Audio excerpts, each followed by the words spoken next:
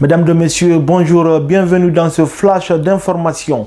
Une rencontre ce week-end au Palais Mohamed V entre le président de la transition et des cadres de l'UFDG et de l'ANAD fait couler assez d'encre et de salive. De nombreux observateurs y voient l'illustration d'une crise qui mine le parti de Cellou Dalein Diallo et sa coalition. Cependant, certaines sources assurent que des cadres d'autres partis membres des forces vives de Guinée, notamment l'UFR de Sidya Touré et le RPG Arc-en-Ciel d'Alpha Condé, ont aussi été reçus au palais par le chef de la junte du CNRD. Mais cela reste encore à confirmer.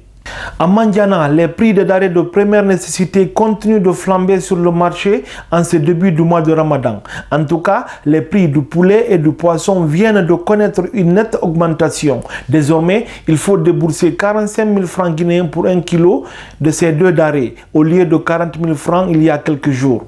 La semaine dernière, les prix d'autres aliments comme le pain et la viande ont aussi connu une hausse sur le marché local. À Kissidougou, un écolier de 10 ans a été tué samedi dans un accident de la circulation survenu sur une colline à Worodou. Mamadou Mouktar Diallo, la victime, se trouvait sur une moto TVS avec 3 autres personnes. Ils ont été percutés par un véhicule qui était en route pour la sous-préfecture de Yendé. Non loin de là, à Farana, un autre accident survenu dimanche à Nyamfourando, un district relevant de la sous-préfecture de Bagna, a fait 3 blessés. Parmi les blessés se trouve une étudiante de l'École nationale de la santé de Tindo. Elle se rendait à Kissidougou pour un stage. Selon les témoignages, leur véhicule filait à vive allure quand soudain, un de ses pneus avant a crevé. Le dit véhicule s'est renversé et a fait plusieurs tonneaux avant de s'arrêter.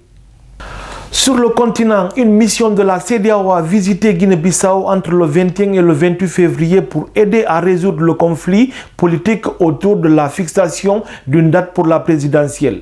Dans un communiqué diffusé ce dimanche, la dite mission indique avoir quitté samedi le pays au petit matin suite à des menaces d'expulsion proférées par le président Oumarou Sissoko Embalo.